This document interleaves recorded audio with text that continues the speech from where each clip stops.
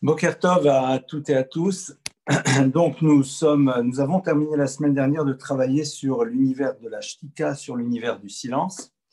Et j'aimerais redémarrer avec vous maintenant une thématique sur la notion de Hakarat Hatov, c'est-à-dire sur l'univers de la reconnaissance. Alors, évidemment, certaines ou certains ont peut-être déjà suivi un certain nombre de cours sur cela, dans le cadre des cours de Aléchour. Et là, nous allons aborder ce sujet de manière beaucoup plus vaste, avec donc l'enseignement du Siftei Chaim, c'est-à-dire de Rav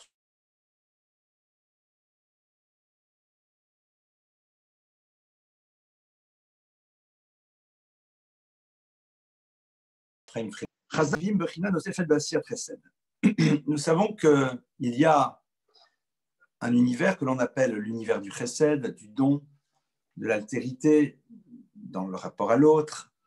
Et puis, au-delà de ça, il y a une dimension dans le chesed supplémentaire qui s'appelle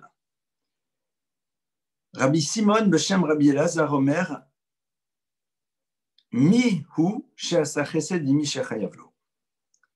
Eh bien, vous savez que lorsque l'on parle des différentes catégories de chesed, de bonté et d'altérité, il y a, disent nos maîtres, plusieurs dimensions à l'intérieur de l'univers du chesed du don. Il y a entre autres celui qui donne à quelqu'un qui en a besoin. Et il y a celui qui donne à celui qui n'en a pas besoin, mais celui qui reçoit a quand même reçu quelque chose. Et puis il y a aussi une dimension qui s'appelle celui qui donne à celui vis-à-vis duquel il a une obligation. Alors, on est en train de nous dire que la notion du chesed, c'est-à-dire l'idée du don, existe aussi lorsque nous avons une obligation vis-à-vis de la personne. Le chaouraya, a priori, si demain je vous dis, vous savez, vis-à-vis de telle personne, vous avez une obligation. Vous devez lui donner quelque chose.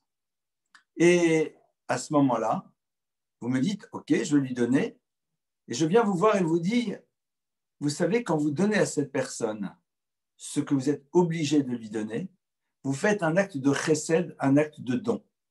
Évidemment, vous allez sourire, vous allez dire, mais en quoi je fais un acte de chesed, d'altérité, si ce que je suis en train de donner à l'autre, j'ai une obligation de le lui donner. En quoi le fait de donner à l'autre ce que l'on doit lui donner serait considéré comme étant du chesed.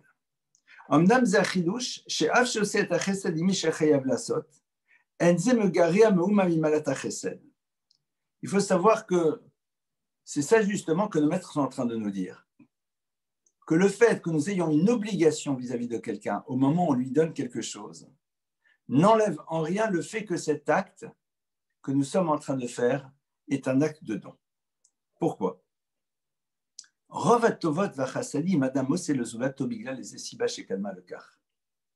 Si on réfléchit, la majeure partie de ce que l'on fait de positif vis-à-vis de quelqu'un est liée à une histoire précédente.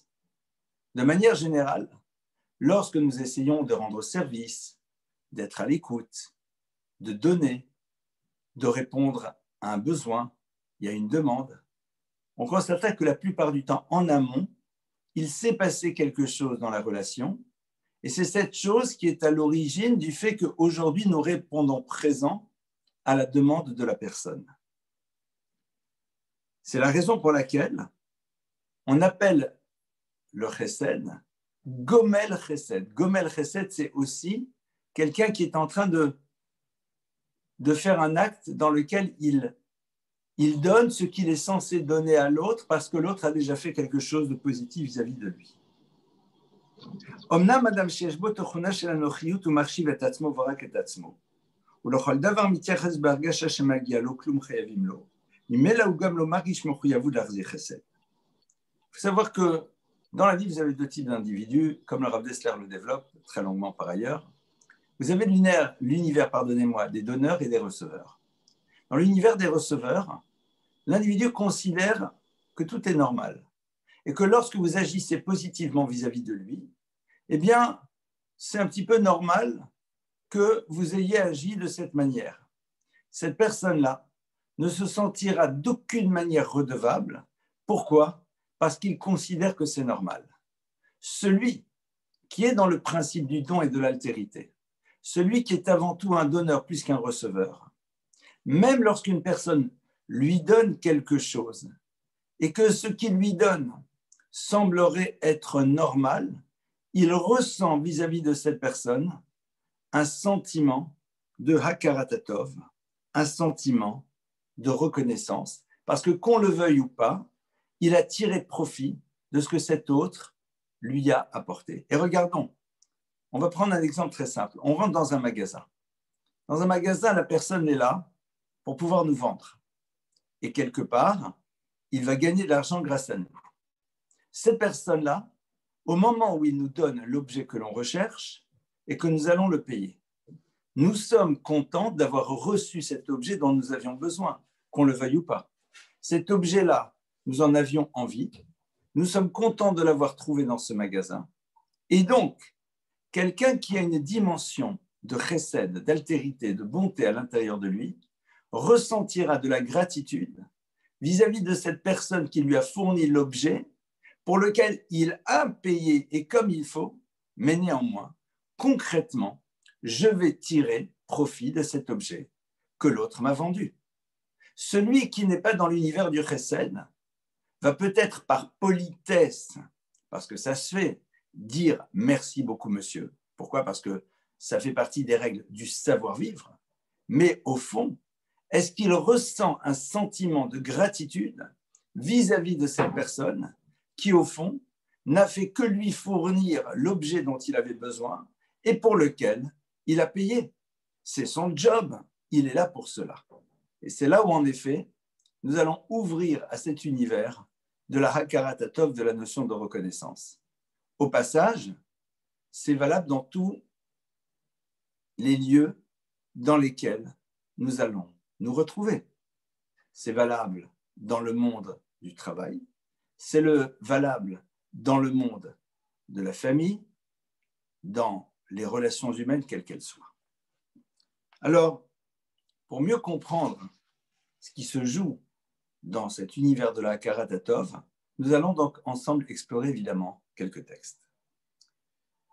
Vous vous rappelez sûrement d'un épisode dont la Torah nous parle, qui est la rencontre entre Moshe, Moïse, et celle qui va devenir par la suite sa future épouse, Tzipora. Où a lieu cette rencontre? Cette rencontre a lieu autour d'un puits, comme d'habitude, et on voit qu'il y a beaucoup de rencontres qui se sont passées autour d'un puits, et Moshe, Moïse, qui est en fuite, c'est un fuyard.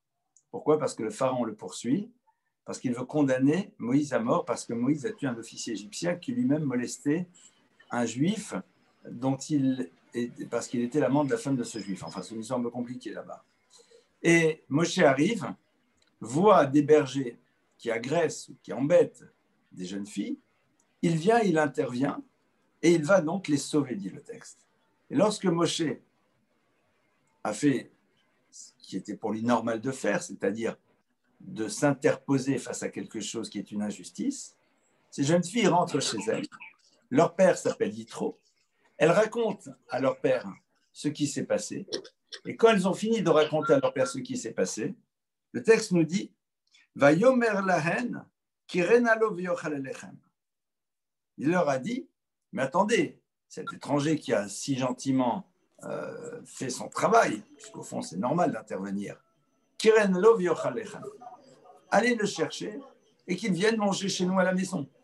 C'est la moindre des choses. Et sur ce texte-là, nos maîtres disent la chose suivante. Rabbi Simon Amar Bischaro Echilo Dirti Vegam Dalo Dalalanu. Rabbi Yehuda Rabbi Nechem Yavrabanan, Rabbi Yehuda Omer Dalalanu Velavoten. Eh bien, le texte nous dit qu'il va lui donner à manger. Pourquoi? Parce que Moshe, au-delà de sauver ses filles, eh bien, s'est occupé de donner à boire aux troupeaux dont elles étaient, pardonnez-moi, les bergères. Dalolanu laruim. Rabbanan amre dalolanu bisrut avoten. Alors, il disent la chose suivante, que Moshe, en vérité, lorsqu'il était là, a tout fait non seulement pour les sauver, mais aussi a donné à boire aux troupeaux, voire même d'après certaines versions, a donné à boire aussi aux troupeaux des autres bergers. ולרואים בשביל להטיל שלום והרי דברים קל וחומר, ומה מי שעשה חסד עם מי שחייב לו. רמה פרלו הקדוש ברוך הוא מיושך חסד מי שאינו חייב לו על אחת כמה וכמה. On va voir que, au fond, ce que Yitro est en train de faire ici, il est tout simplement en train d'inviter Moïse, et c'est normal, parce que Moshe, en effet, a sauvé ses filles, et plus que cela, il est intervenu et les a aidées. Yitro ayamucha metzel ancheiro. Yitro, rappelons-nous, était quelqu'un qui avait été exclu de l'univers dans lequel il était, car tout simplement, il avait commencé à se détacher des coutumes idolâtres du lieu dans lequel il habitait. À ce moment-là, Yitro était mis un peu de côté. Et c'est la raison pour laquelle ses filles se font agresser. Que se passe-t-il? Moshe voit donc ses filles qui se font agresser, il intervient. Et non seulement il intervient, mais dit le texte du Talmud, d'après une version, il a même fait en telle sorte de rétablir la paix entre les bergers et les bergères, c'est-à-dire il a dit, allez, on se calme, il a donné à boire aux moutons des uns, aux moutons des autres, il a tout fait pour que la paix revienne. Et donc, qu'on le veuille ou pas, lorsque il leur a donné à boire, לא חסד לשח חסד לאורך זמן, כי השפעה חיובית של השכנת שלום הפסקת הריב מחלוקת היא השפעה ממשיכת. Eh bien, il a réussi à faire autre chose. C'est que, disent nos maîtres, il a réussi aussi à recréer une ambiance de sérénité qui ne va pas s'arrêter juste à ce moment-là, parce que, disent nos maîtres, il va réussir à rétablir l'harmonie entre Yitro et les personnes de sa ville. Donc, vous imaginez jusqu'à où ça va. Et lorsque Yitro est ici en train de lui dire « appelez-le, donnez-lui à manger », c'est quelque chose qui est totalement normal. Et nos maîtres vont nous dire eh bien, que Yitro, en le faisant venir, fait un acte de chesed, de don. Mais ce qui est très curieux, c'est qu'Yitro, en plus, avait une idée derrière la tête. Quelle était l'idée qu'il avait derrière la tête? L'idée, il s'est dit, cette personne-là, qui vient d'intervenir, c'est quelqu'un qui a sûrement des qualités humaines. J'ai des filles. Je vais l'inviter à ma table, et sait-on jamais, il épousera peut-être une de mes filles. Et concrètement, c'est ce qui va se passer. Alors, dites-moi, entre nous, reprenons l'histoire. Moshe, c'est un fuyard. Il voit des jeunes filles qu'il ne connaît pas. Il intervient pour les sauver. Une fois qu'il les a sauvées, il donne à boire à leurs troupeaux. Après, il se dit, comment vais-je faire pour rétablir l'harmonie? Il se dit, je vais aussi donner à boire aux troupeaux des autres bergers pour leur montrer qu'en vérité, je n'ai pas de parti pris. Il va se débrouiller pour qu'entre eux, il y ait de nouveau de la tranquillité, de la sérénité, de la paix. Suite à cela, le père de ses filles qu'il a sauvées l'invite. Mais il l'invite avec une idée derrière la tête. Il se dit d'abord, ah, c'est un petit peu normal, il vient de sauver mes filles. Et en plus, de ce que je comprends, il a réussi à rétablir la paix et l'harmonie. Je ne suis plus anxieux quand elles vont partir au puits. Cet homme-là qui a l'air d'être de quelqu'un de très particulier, peut-être ça vaut la peine de l'inviter, parce que peut-être le premier bénéficiaire, ça va être moi le père, parce que si c'est quelqu'un de vraiment si bien, et qu'il se marie avec une de mes filles, c'est extraordinaire. Et la Torah nous dit que l'acte que fait Yitro, c'est un acte de chesed, c'est un acte de don. Alors qu'en vérité, c'était la moindre des choses que de l'inviter. C'était quelque chose de totalement normal. Et donc, à partir de là, on va se confronter à un texte qui est très surprenant. Puisque le texte nous dit Ve'matai paralo hakadosh baruch hu sraro. Donc Yitro a fait un acte, allez, que l'on va appeler chesed, du don, alors qu'en vérité, on se rend bien compte que c'est totalement normal et évident. Et en plus, il va en tirer un bénéfice. Et le texte nous dit, mais Yitro va être récompensé pour cet acte. À quel moment Yitro va être récompensé pour son acte? Eh bien, le texte nous dit, c'est à l'époque du roi Shaoul. Le roi Shaoul qui va être le prédécesseur au roi David, qui va partir en guerre.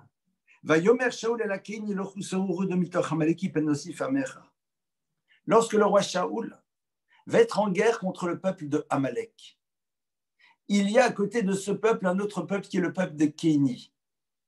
C'est un peuple qui descend de Yitro. Il va leur dire, messieurs, détachez-vous d'Amalek parce que je vais déclencher une guerre avec lui et je ne peux me permettre dans cette guerre de vous agresser. Pourquoi? Parce que tout simplement, vous êtes les descendants de quelqu'un qui s'appelle Yitro. Et comme vous êtes un descendant de quelqu'un qui s'appelle Yitro, eh bien, je ne peux me permettre d'agir mal vis-à-vis des descendants de celui qui, lorsque Moïse a sauvé ses filles, il a rétabli la paix avec ses voisins, il a été invité pour servir éventuellement de futur époux à ses filles, et ça s'est passé, eh bien, vis-à-vis de cet homme-là qu'il a juste invité à sa table, avec en plus des intentions qui l'intéressaient, et c'était normal qu'il invite au regard de tout ce qu'il a fait, mais néanmoins, on se doit d'exprimer vis-à-vis de cette personne une reconnaissance, et cette reconnaissance ne le touche pas que lui, elle est là, et on doit se l'exprimer, et on doit l'exprimer aussi vis-à-vis de ses descendants. Vous imaginez un petit peu, il y a quelque chose d'énorme ici. C'est-à-dire que le texte est en train de nous montrer jusqu'où va la Hakarat-Hatov, la notion de reconnaissance. C'est que nous avons une personne qui agit vis-à-vis d'un tiers de manière évidente et normale. Il se doit de l'inviter. Ça serait honteux s'il ne l'invitait pas. Chayavlo, c'est la moindre des choses. Il a sauvé tes filles. Il a rétabli la paix. Il a en plus aidé. Et tu lui dis, bon, ben, passez votre chemin. Attendez, même pas en rêve. Et non seulement en plus, tu en as tiré un bénéfice de cette invitation, c'est que ta fille s'est mariée avec lui. Malgré tout, qu'on le veuille ou pas, tu lui as donné du pain. Qu'on le veuille ou pas, il l'a invité à sa table. Et ça exige de la reconnaissance. Et cette reconnaissance, elle va concerner toutes les générations, puisqu'on le retrouve bien plus tard, au moment où Shaoul est capable de dire aux descendants de Yitro, vous êtes protégés, je ne peux partir à la guerre contre vous par reconnaissance vis-à-vis de cet acte qu'a fait votre arrière grand-père. Sur la base de ça, on va essayer d'avancer un tout petit peu plus. B'makom acher, dans un autre endroit, מדברים חז"ל על הכרת הטוב העצומה שהרגיש משה כלפי יתרו על כך שהכניסו לביתו. עשה חסד עם מי שחייב לו. משה רבנו הרגיש מחויב בהכרת הטוב. אמר לו, אין יכול מפני שקיבלני יתרו פתח לי ביתו ואני עמו, ומי הוא פותר פתחו לחברו נפשו חייב לו. Regardez ce qui va se passer. Yitro va prendre Moshe comme gendre. Vous n'êtes peut-être pas sans savoir que pendant 10 ans, il va enfermer Moshe.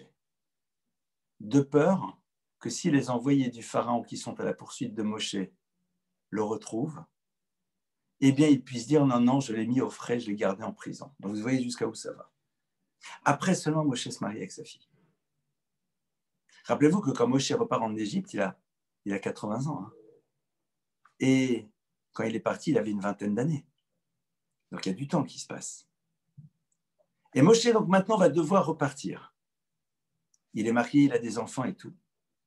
Et Dieu lui dit, ça y est, maintenant, tu pars parce que tu as une mission à remplir. Et Moshe lui dit, j'ai un petit problème.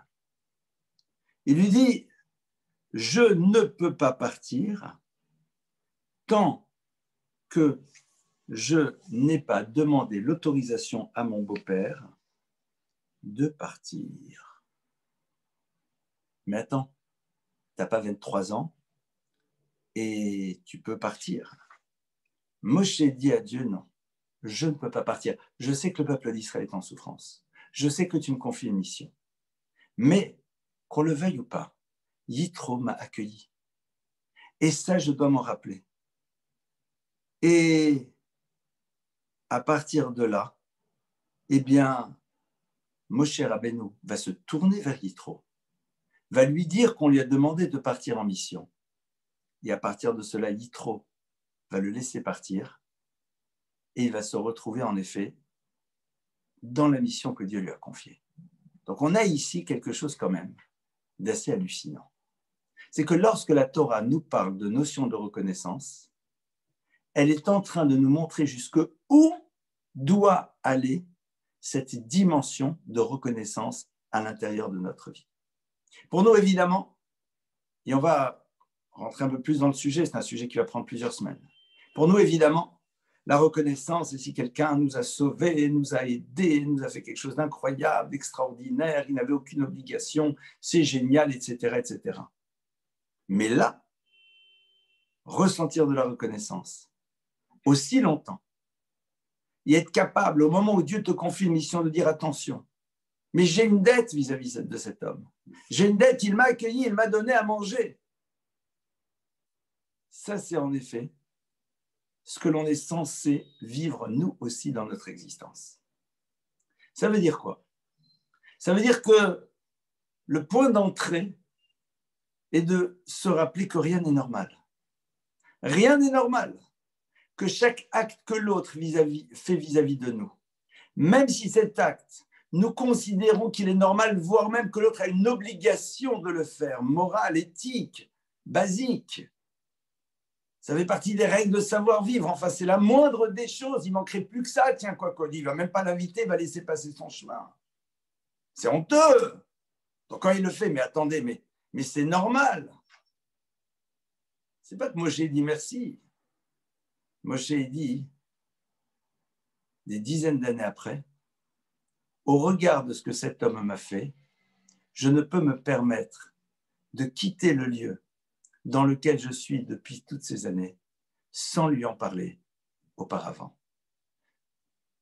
Dieu lui-même, à l'époque du roi Shaoul, va dire, les ancêtres de ce peuple, Yitro en l'occurrence, ont fait du bien à Moshe, vous ne pouvez pas les attaquer comme vous le faites pour les autres.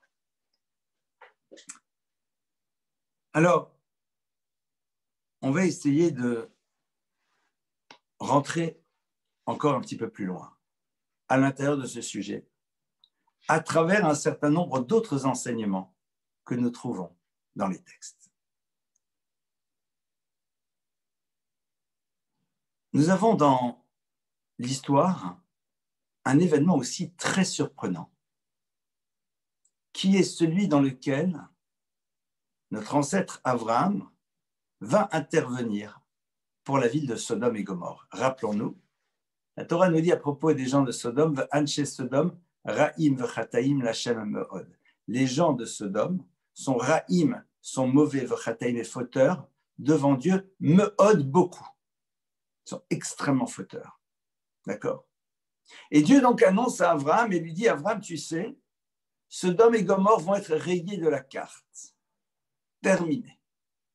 Et le texte nous dit qu'à ce moment-là, Abraham se tourne vers Dieu et lui dit, Vaïgash, il s'est tourné vers Dieu et il va lui dire, Ha'avtispet tzadik imracha, comment Dieu, quelle injustice! Vas-tu condamner ensemble tzadik, l'être juste, v'racha et l'être mauvais? Pourquoi? Parce qu'il est toujours dans cet espoir qu'il y a peut-être dans la ville de Sodome et de Gomorrhe des gens qui se comportent de manière correcte. Et regardez ce que Rashi nous dit sur place. Le Cholel en Nigash Avram le Daber Kashot le Fiu sous le Milchama. Pour toutes ces choses-là, Abraham s'est préparé à parler durement à Dieu, à le supplier, à faire une guerre, que sais-je. Alors, il y a quand même quelque chose de très curieux. C'est que Rav Dessler fait remarquer la chose suivante, il dit, mais je ne comprends pas. Abraham a le droit de demander à Dieu ce qu'il désire. Ok. Abraham est en train de dire, mais Sodome et Gomorrhe, eh bien, peut être sauvé. On peut imaginer que certaines personnes peuvent justifier encore la continuité de cette ville. Super. Et le texte nous dit qu'il fait tout pour convaincre Dieu. Et le texte nous dit à tel point qu'Abraham est prêt à faire la guerre avec Dieu. La guerre avec Dieu. Qu'il le supplie. On est d'accord. Mais la guerre, c'est-à-dire d'attaquer. Ça veut dire quoi? Alors le Maharal de Prague, pour expliquer ce texte, et ce texte va nous ramener, je vous rassure, dans quelques instants, à l'univers de la reconnaissance. Vous savez, dans le monde de l'étude, on ouvre des portes, mais ces portes sont là pour nous ramener vers là où on a décidé d'arriver. Donc nous sommes toujours dans le travail sur la reconnaissance. Reprenons. Le Maharal de Prague nous dit qu'il y avait dans la prière d'Abraham plusieurs dimensions. Une première dimension dans laquelle il exprime la grandeur de Dieu. La seconde, il est là en train de se prosterner devant lui et de lui dire « Je t'en supplie, sois gentil, accepte ».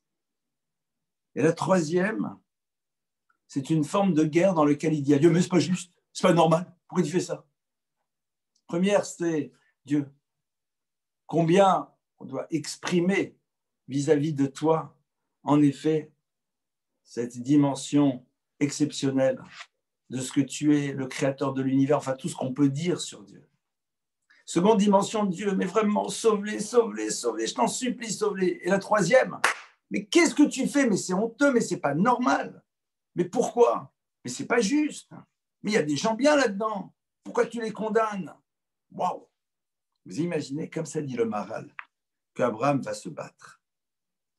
Eh bien, il faut savoir que, en effet, pardonnez-moi, ici, Abraham n'est pas en train d'agresser Dieu. Il est en train, au fond, de s'interroger lui-même et de se dire, mais il y a quelque chose que je ne comprends pas, c'est pas normal. C'est pas normal. Alors, il faut bien comprendre que pour pouvoir exprimer quelque chose comme ça, il faut une dimension très particulière. Quelle est cette dimension particulière? C'est d'arriver à une dimension de telle élévation que sa question ne soit pas motivée par le fait qu'à l'intérieur de nous, nous ayons encore des doutes dans ce qui se situe dans la relation à Dieu. Et si on voit en vérité l'histoire de Moïse, au moment où il est en train de dire à Dieu, sors les enfants d'Israël, eh bien, il y a quelque chose qu'il ne comprend pas lui aussi à l'intérieur de lui-même. Comment est-il possible que Dieu puisse me demander d'aller sauver les enfants d'Israël, alors que par ailleurs, je risque de blesser Yitro, qui m'a reçu. Pour l'instant, vous êtes d'accord qu'on est dans quelque chose d'un peu complexe. Eh bien, à partir de là, on va essayer de rentrer un petit peu plus dans cet univers de la Karatatov. Il faut savoir que lorsque l'on parle de l'univers de la sortie d'Égypte, celui-ci est là pour nous ouvrir à quelque chose de fondamental, qui est de se rappeler que c'est Dieu qui nous a sortis d'Égypte. Anochi Hashem Elokecha asher hotzeticha, je suis l'Éternel ton Dieu qui t'est sorti d'Égypte. Et donc, en sortant d'Égypte, nous devons inscrire à l'intérieur cette dimension de Hakaratatov, cette dimension de reconnaissance vis-à-vis de celui qui nous a sortie d'Égypte. Et c'est la raison pour laquelle Moshe Rabbeinu, qui va sortir les enfants d'Israël d'Égypte, ne peut d'une quelconque manière imaginer que le point de départ de cette sortie soit basé sur une quelconque forme de manque de reconnaissance. Parce que la finalité, au fond, de la sortie d'Égypte, c'est que l'on soit capable de se rappeler que c'est Dieu qui nous a sortis d'Égypte. Et donc, évidemment, à partir de cela, si le point de départ de ce processus n'est pas parfaitement dans ce concept, eh bien, la finalité de cette histoire risque de ne pas aboutir. À partir de là, on peut comprendre pourquoi Moshe Rabbeinu va tellement loin dans cette notion de la Karatatov. Pourquoi ?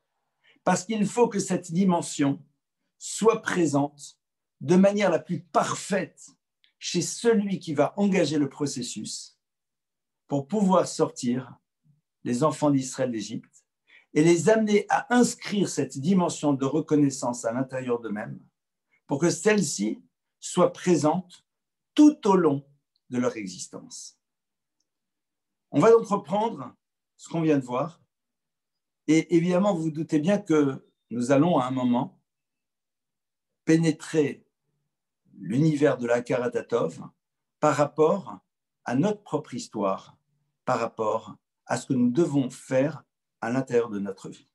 Mais déjà ici, en introduction, nous voyons que la notion de reconnaissance est quelque chose qui est au cœur même de l'identité juive. La sortie d'Égypte est là pour pouvoir nous permettre de nous rappeler qu'il y a quelqu'un qui est à l'origine de tout. Et de cette sortie d'Égypte qui est à l'origine, c'est le créateur de l'univers. Et Moshe, qui va devoir organiser cette sortie d'Égypte, a parfaitement compris que si il n'a pas intégré ce concept de la manière la plus fine qui soit, eh bien, il ne peut pas faire aboutir cette histoire de la bonne manière. Lorsque nous avons vu l'histoire d'Abraham avec les anges, avec Sodome et Gomorrhe, cette histoire est là pour nous apprendre que, au fond, ce qui est important, c'est de réussir à s'interroger soi-même par rapport à une situation et d'aller jusqu'au bout d'elle. Abraham, lorsqu'il est face à l'histoire de Sodome et Gomorrhe, il est dans la posture dans laquelle il dit « mais il y a quelque chose qui ne va pas pour moi.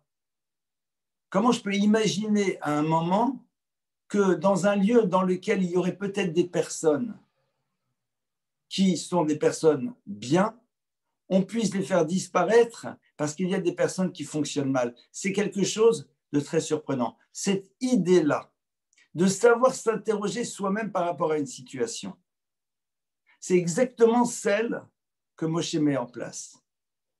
Moshe est là et il est face à Dieu. Comme Abraham. Dans les deux cas, Dieu dit quelque chose. Dieu dit à Abraham, je vais détruire Sodome et Gomorrhe.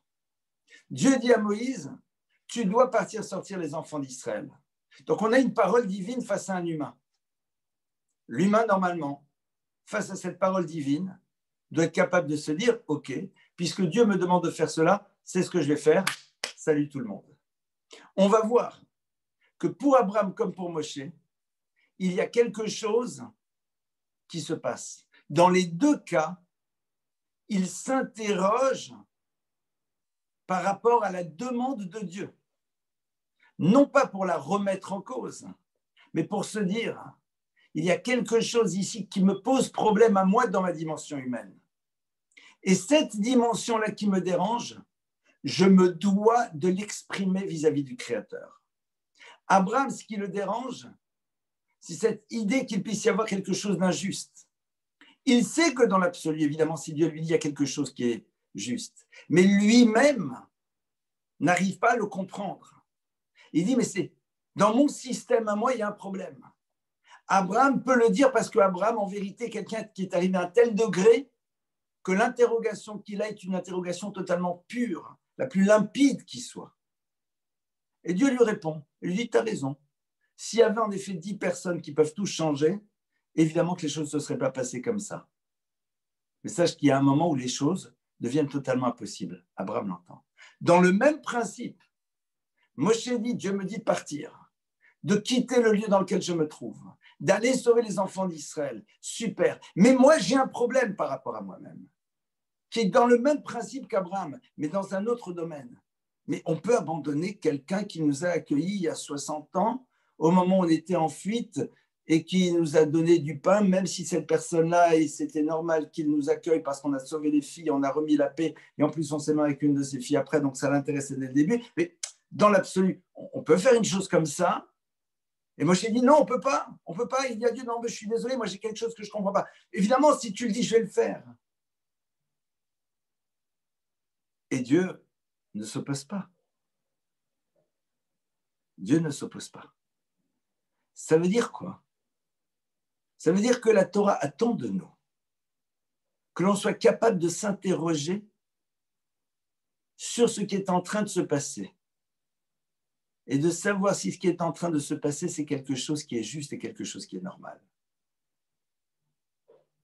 Et ici, en l'occurrence, il y a quelque chose de fou quand même. Et si on nous imaginait, Moshe est là depuis des années, donc il s'est marié, il travaille pour Yitro, il s'occupe de ses moutons, il a fait gagner de l'argent, enfin, ok, il fait partie de la famille, ok, alors il y a des dizaines d'années, comment il y a, on va raconter le soir au coin du feu, oui, vous savez, comment, papa, Moshe, comment tu as rencontré maman? Eh bien, il y a des années, j'étais en Égypte, et le pharaon, alors que j'avais défendu quelqu'un, il y avait un agresseur qui était là, qui voulait le tuer, je l'ai défendu, et l'autre est mort. Et c'était normalement l'agresseur qui était en faute. Hein. Moi, je n'ai fait que défendre quelqu'un. Malgré tout, le pharaon, il a dit non, celui-là, je vais le tuer. Je suis parti, je me suis enfui.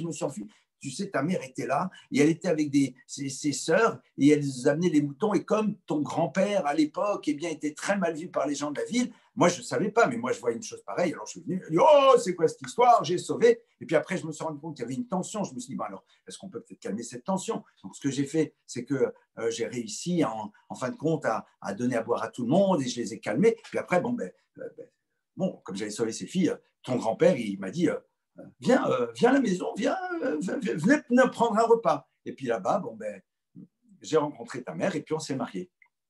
Ah, super, papa. Et maintenant, Dieu m'a dit, il faut qu'on parte. Ah, super, on part. Non. Si je n'ai pas l'autorisation de ton grand-père, je ne peux pas. Pourquoi?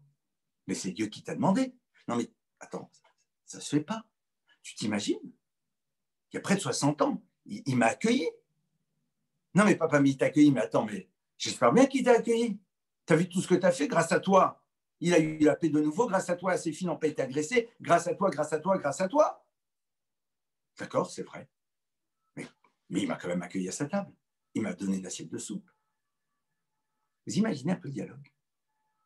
Vous imaginez un petit peu cette histoire? Et c'est comme ça qu'on doit être. Ça veut dire qu'on doit être capable de considérer que se ressentir cette reconnaissance dans une situation pareille, mais c'est normal.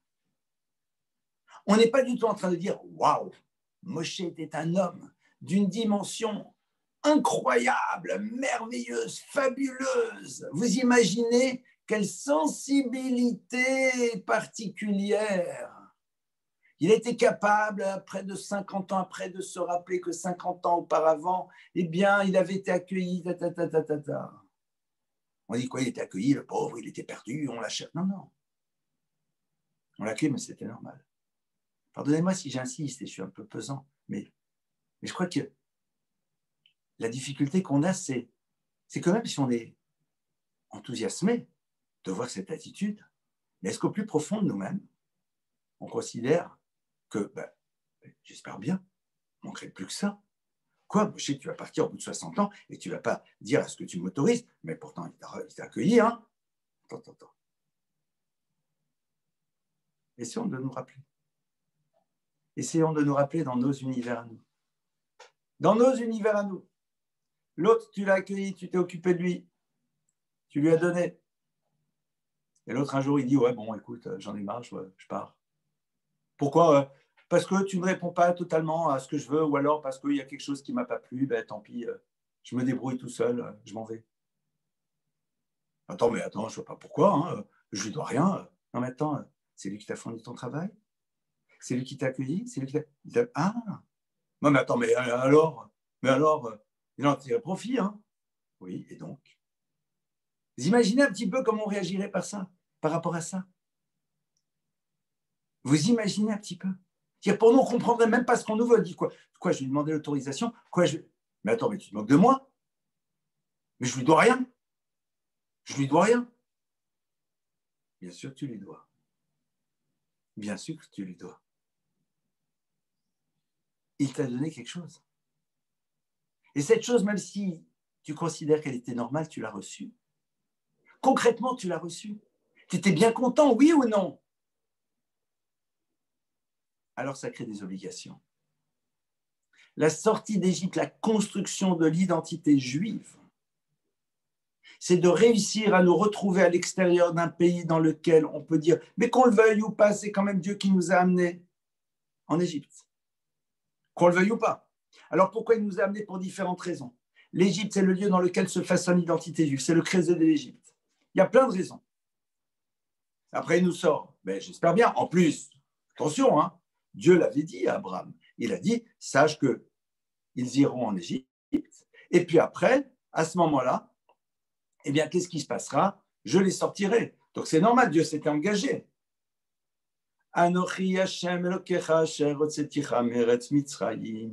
Je suis l'Éternel, ton Dieu, qui t'est sorti d'Égypte. Et c'est ça que tu dois inscrire à l'intérieur de ton identité profonde. Te rappeler, et c'est ce qu'on fait chaque année, chaque semaine, au Kiddush, à Pessah, à Sukkot, à Shavuot, Zecher, Litziat, Mitzrayim, souvenir de la sortie d'Égypte. Merci Hachem, tu nous as... Moi, tu m'as sorti. Tu nous... Et rappelez-vous, Shaoul, ton arrière-arrière-arrière-grand-père. Donc, comment puis-je à un moment être pas sympa vis-à-vis de toi alors que ton arrière-arrière-arrière-grand-père? Vous avez sûrement entendu parler d'un maître qui s'appelait le Rav Shach. Rav Shach, qui est parti de ce monde il y a quelques années à l'âge de, je ne sais plus exactement si c'était 103 ou 106 ans. Rav Shach, lorsqu'il était un peu plus jeune, il devait avoir les 80, 85, eh bien, un jour a demandé à un de ses élèves de l'accompagner. Il devait prendre le bus pour aller de Bnei Brak à Tel Aviv, pour aller là-bas dans un cimetière. Et donc, qu'est-ce qui se passe? Il part. C'était un jour d'hiver. Vous savez qu'en Israël, quand il pleut en hiver, c'est pas très sympa. Même si on est très content qu'il y ait la pluie, parce que grâce à la pluie, la terre va fournir ce qu'elle doit fournir. Mais bon, concrètement, quand tu es en dessous, tu es sous la pluie, tu es content d'un côté qu'il pleuve, de l'autre côté, si tu étais chez toi, tu serais quand même mieux. Il part, il dit, je dois aller à un enterrement. L'élève l'accompagne et il se dit, si mon maître va à un enterrement, c'est que sans doute, ça doit être une très grande personnalité, où il devait avoir 70 ans. Enfin, un bon nombre d'années, il était déjà connu, mais ce n'était pas encore le Rav Shach, le Gadolador, le maître de la génération. Ok, ils arrivent dans un cimetière, et là, l'élève voit qu'il y a quasiment personne. Il y a un enterrement, il y a quasiment personne. Et ce n'est pas le corona, il y a quasiment personne. Et il voit que Rav Shach est là, est présent à l'enterrement. Il va même dire Kaddish après. Il n'y a pas de famille, il n'y a rien. Et une fois que l'enterrement se termine sous une pluie battante, il reste encore quelques minutes. Et puis il dit à son élève, maintenant on peut revenir. Ok. L'élève a demandé à son maître et lui dit, mais Rav, qui était cette personne? C'est sans doute quelqu'un de votre famille éloignée. Et Rav Shach lui dit, non, pas du tout. Je vais te raconter l'histoire. Et l'histoire est incroyable. Rav Shach lui dit, tu sais, quand j'étais jeune, j'étais à la yeshiva en Russie. Et je suis parti jeune à la yeshiva, étudier. Mes parents étaient extrêmement pauvres. Je n'avais pas encore 13 ans et je me suis retrouvé une année à la yeshiva en plein hiver. Et il faisait très froid. J'avais froid. Et la nuit, j'avais froid. Surtout que je n'avais pas vraiment de couverture. J'avais un petit quelque chose qui me couvrait encore. Et jour après jour, au bout d'un moment, j'en pouvais plus. Et un beau jour, je me suis dit, non, ça y est, c'est trop difficile. j'ai trop froid, c'est trop compliqué. Demain, je reprends la route. J'ai un oncle qui est, je ne sais pas, qui forgeron, menuisier, ça je ne me rappelle pas les détails. Je vais aller le voir, il m'avait proposé à l'époque de venir travailler avec lui, de m'apprendre son métier. Je vais aller chez lui, il m'apprendra son métier. Mais je ne peux plus rester ici, j'ai trop froid, c'est trop compliqué. Et Rav Shach, donc, est parti se coucher. C'était un jeune homme. Et avant d'aller dormir, il voit arriver une dame, une jeune femme, relativement jeune, même jeune, qui est là et qui s'adresse à lui et qui lui dit, est-ce que ce sont ici les élèves de la yeshiva? Il lui dit oui. Il lui dit, voilà, nous nous sommes mariés et nous allons quitter la Russie, nous allons vers Israël, la Palestine de l'époque. Et donc, il y a beaucoup de choses qu'on ne doit pas emporter avec nous. Et entre autres, elle lui montre des manteaux et surtout une bonne couverture remplie de plumes bien chaudes. Et elle dit à cet enfant, elle lui dit, voilà, si tu veux, tu peux la prendre pour toi. Il a eu ce réflexe de lui demander son nom et le nom de son mari. Il a enregistré le nom. Ce maître avait une mémoire assez fabuleuse. Et il s'est couché et il a dormi au chaud. Et le lendemain matin, quand il s'est réveillé, il s'est dit, mais bon, ça va maintenant, je me sens mieux. Allez, je peux rester étudier. Et il dit à son élève, tu t'imagines, si cette femme ne m'avait pas amené ce soir-là cet édredon, eh bien, je serais peut-être parti, je serais devenu un menuisier qui aurait peut-être su étudier la Torah. Mais je n'aurais pas eu cette chance de pouvoir continuer à l'apprendre, apprendre et encore apprendre.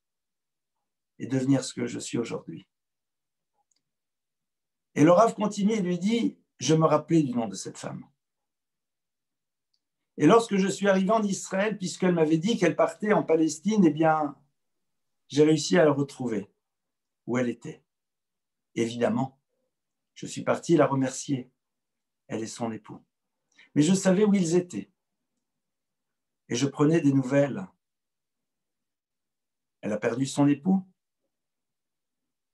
Et j'ai appris qu'elle était partie de ce monde. Il était tellement normal, évident pour moi, d'aller assister à son enterrement, même sous cette pluie battante. Cette histoire est un peu hallucinante. Elle est vraie. Mais vous imaginez ce que ça veut dire? Ça veut dire que la notion de reconnaissance, c'est être capable d'enregistrer dans sa mémoire. Mais cette personne-là, elle ne voulait pas prendre la couverture. Peut-être qu'elle se serait sentie mal de la jeter. Donc elle a dit, c'est super, je vais faire une bonne action, je vais la donner à la yeshiva aux élèves. C'est vrai. Elle était sûrement très contente. Ça lui a fait plaisir. Et cet élève qui va devenir ce maître lui a sûrement dit à ce moment-là, merci beaucoup, tu es tellement gentil. Je ne doute d'aucune manière de l'expression sincère et réelle de sa reconnaissance. Seulement, et c'est ça la grandeur de nos maîtres, qui se manifeste déjà à un âge si jeune, il a enregistré le nom. Il s'est rappelé. Et pour lui, il était normal. Parce que tout simplement, il a réussi à se rappeler toute sa vie que s'il avait réussi, c'est entre autres grâce à cette personne. Elle avait été un élément à l'intérieur de sa démarche. Et même si par la suite, ce qu'il est devenu, c'est l'expression de ses efforts, de sa bataille, de sa volonté, de toutes ces choses-là, mais elle a participé de cela. Et donc, c'est normal qu'il ressente, mais qu'il exprime aussi cette reconnaissance et en allant jusqu'au bout. Alors, on a dans l'introduction à ce travail sur la reconnaissance dès le début une indication sur l'enjeu réel de ce que représente cette notion à l'intérieur de notre vie. Évidemment, on ne peut même pas imaginer, peut-être pour un certain nombre d'entre nous aujourd'hui, de réussir à accéder à cette dimension. C'est inexact. Dès lors que l'on va construire cet élément à l'intérieur de nous-mêmes, alors nous avons toutes et tous potentiellement cette capacité d'aller jusqu'au bout de ce que cela veut dire. Et évidemment, dans les autres cours Bezrat Hashem, nous allons comprendre comment ça se construit, comment ça se met en place. Nous allons comprendre Bezrat Hashem Comment on fait pour installer cette dimension à l'intérieur de notre vie? Mais ce qui est sûr, c'est que la première leçon qu'on peut prendre ici, c'est quoi? C'est de se dire, mais au fond, la Torah considère que c'est comme cela que nous devons d'agir. Parce qu'il y a un grand principe dans la tradition juive. C'est que quand la Torah nous rapporte une histoire, ce n'est pas pour qu'on ait une histoire de plus à raconter le vendredi soir à table aux enfants. C'est parce que cette histoire est un enseignement qui nous concerne. Ça veut dire que si la Torah te dit que Abraham, il est bouleversé à l'intérieur de lui en disant mais s'il y a des gens bien, est-ce que vraiment on ne peut pas tenter quelque chose?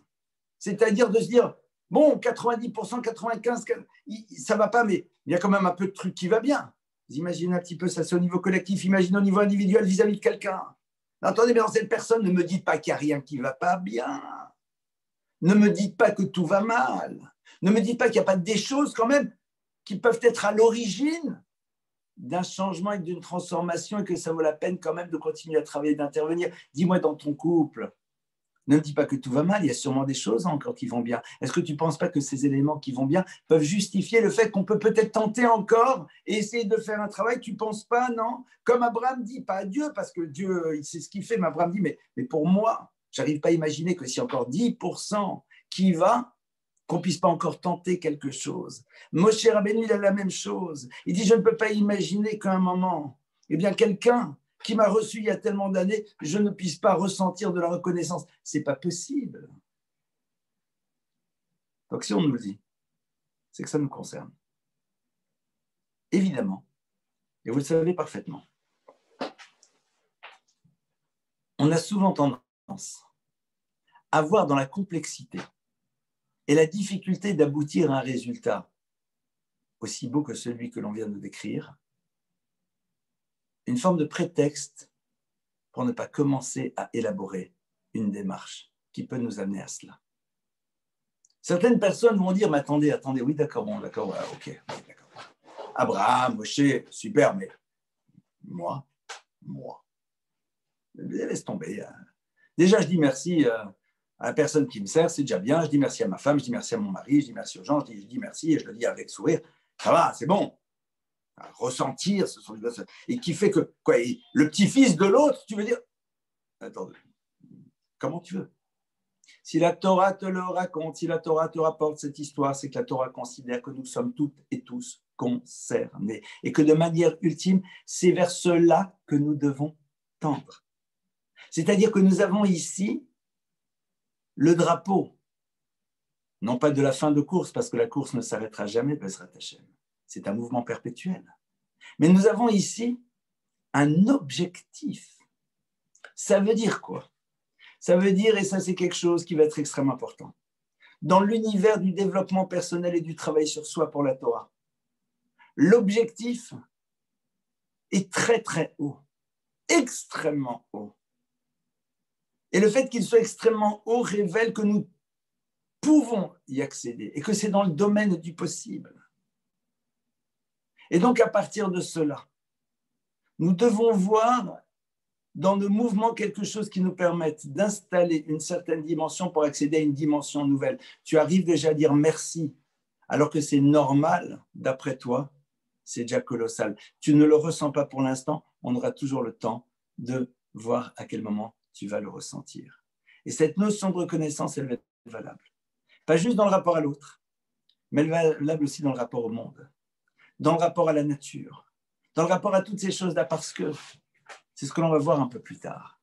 La reconnaissance n'est pas liée au fait que l'autre a eu le désir de m'apporter. Comme on le voit avec Yitro. Yitro n'a pas invité Moïse parce qu'il disait « Mais attends, j'ai envie de lui donner à ce sauveur à manger, etc. Vraiment, j'ai envie de lui apporter. » Non, non, non, non. Yitro, en vérité, trouve son intérêt là-dedans. Il trouve son intérêt. Il voit déjà potentiellement son intérêt. Mais concrètement, tu as reçu. Ça veut dire que la Torah est en train de te dire arrête de t'interroger. Arrête de t'interroger sur le fait que l'autre, en vérité, ce qu'il a fait, c'est parce que ça l'intéresse. Que l'autre, ce qu'il a fait, c'est parce que, au fond, il allait en retirer un bénéfice. Et voire même, il en a retiré un bénéfice. regarde une chose. Tu as reçu, ça t'a apporté. C'est ce qu'on te demande. C'est ce qu'on te demande. La notion de reconnaissance n'existe pas exclusivement. Lorsqu'il y a eu de la part de l'autre une volonté active de m'apporter pour moi et exclusivement pour moi, et dans laquelle lui ne retire strictement aucun bénéfice. On nous demande de ne pas penser la relation à l'autre de cette manière, mais si l'autre l'a pensé de cette manière, c'est son problème. C'est son problème. Et donc, à partir de cela, on va essayer, si vous le voulez, à partir de la semaine prochaine, de rentrer plus en profondeur à l'intérieur de l'univers de la Hakarat HaTov. Évidemment, cette notion-là de Hakarat HaTov, de reconnaissance, elle existe, même vis-à-vis de celui qui n'a pas eu l'intention de me donner, mais de qui j'ai reçu concrètement.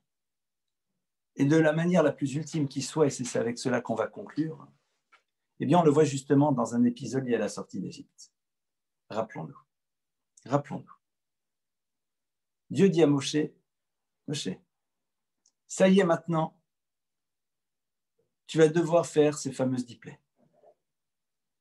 Et la première des plaies, tout le monde le sait, c'est Dam, c'est le sang. Sfardéa, les grenouilles. Kinim, les pustules. Kinim, c'est la vermine. Nous, on se représente, Moshe est arrivé, avec son grand bâton à la main. Et Moshe va commencer maintenant à l'étendre sur le Nil, et les eaux du Nil se transformeront en sang. N'est-ce pas, mesdames et messieurs? Erreur. Regardons le texte. Qui étend la main sur le Nil? Est-ce Moshe? Non. Regardez le texte. Pourquoi c'est pas Moshe? Mais c'est qui alors? C'est son frère. Son frère Aaron. Mais pourquoi? Mais attendez, c'est Moshe. Aaron sera le grand prêtre, mais c'est Moshe. Non. Pourquoi Moshe, il dit non, ça je fais pas moi? Pourquoi? Moshe dit, mais attendez, c'est moi qui vais transformer l'eau du Nil en sang? Mais c'est quoi cette histoire? Mais je vous rappelle que quand j'étais bébé, il y a 80 ans, et que le pharaon voulait tuer tous les premiers-nés mâles, et les jeter dans le Nil. Je suis né au 6e mois, plus tôt que tout le monde. Et ma maman m'a mis dans une petite embarcation, dans un frêle esquif, que ma grande sœur Myriam surveillait. Et parmi les gens du Nil, cet esquif était posé jusqu'au moment où la fille du pharaon m'a entendu pleurer, est venue m'a récupéré, je me suis retrouvé là-bas dans le palais du pharaon, et vous connaissez la suite de l'histoire. Mais on est d'accord que, encore heureux que le Nil m'a protégé. Donc moi, je ne me vois pas étendre la main sur le Nil et transformer ses eaux en sang. Oui, elles doivent l'être, mais moi, je ne me vois pas le faire. Moi, je ne peux pas. Le Nil m'a apporté quelque chose. Il m'a sauvé. Et là, vous arrivez, vous dites, OK, en homéopathie, on parle de la mémoire de l'eau. Soit. Mais attends, 80 ans, cette histoire. L'eau du Nil, elle est passée depuis. Et puis en plus, l'eau du Nil a fait quelque chose de particulier par rapport à toi? Non, d'aucune manière. On aurait mis sur l'eau du Nil un autre bateau, un esquif, une petite barque, que l'on mette dedans Moshe ou Tartampion, ça aurait été la même chose. Quand tu mets un petit bateau sur l'eau le supporte. Donc, l'eau s'est contentée d'être eau. Et cette eau-là, en plus, est partie. Et en plus, cette eau-là, elle n'a aucun sentiment. Donc, elle, je te garantis que même si c'est la même eau qui n'a pas bougé, le fait que c'est toi qui la transforme en sang, ça ne changera rien. Je veux dire, oh, Moshe, c'est pas sympa. Comment ça se fait que c'est toi qui me transforme en sang? Je veux bien que ça soit un autre, mais pas toi. Tu as vu, je t'ai fait des choses. Et Moshe dit, mais moi, je ne peux pas. Parce que justement, Moshe nous montre que le sentiment de reconnaissance est quelque chose qui doit aller tellement loin que tu ne dois pas pouvoir imaginer faire quelque chose qui pourrait s'apparenter à un acte négatif, vis-à-vis d'un élément qui, qu'on le veuille ou pas, t'a apporté quelque chose, même si cet élément est inanimé et même si ce que tu fais ne s'appelle pas un acte négatif par rapport à lui. Mais c'est Moshe qui n'arrive pas à imaginer. C'est-à-dire ce geste, c'est une forme très subtile d'ingratitude. Et Dieu accepte. C'est la raison pour laquelle ça aide son frère. C'est la raison pour laquelle ça aide son frère et pas lui. Vous imaginez un petit peu jusqu'où les choses vont. Donc cette semaine, on a commencé à ouvrir les portes du monde de la karatatov, de la gratitude. On a compris ensemble jusqu'à où les choses doivent aller. Et évidemment, nous devons y accéder. Comment cela? De quelle manière? C'est ce que nous allons essayer, Bezrat Hashem, ensemble, de développer, semaine après semaine, dans le cadre de ce cours. Je vous remercie pour votre présence et votre écoute. Et je nous dis à toutes et à tous une excellente journée, plein de bonnes choses. Ce soir, on se retrouve, si vous le voulez, à partir de 21h pour le cours sur la paracha de la semaine. En tout état de cause, plein de bonnes choses. Et aussi, je me permets de vous rappeler qu'aujourd'hui, de manière exceptionnelle, comme hier d'ailleurs, il n'y aura pas décryptage à 12h45 et avec la lettre d'Hachem, cela reprendra la semaine prochaine. Kol Tov et à bientôt.